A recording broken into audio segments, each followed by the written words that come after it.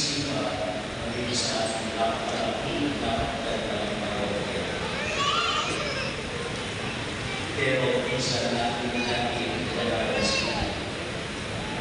Tumiwala na sa ating bilang miyembro ng simbahan na parokya.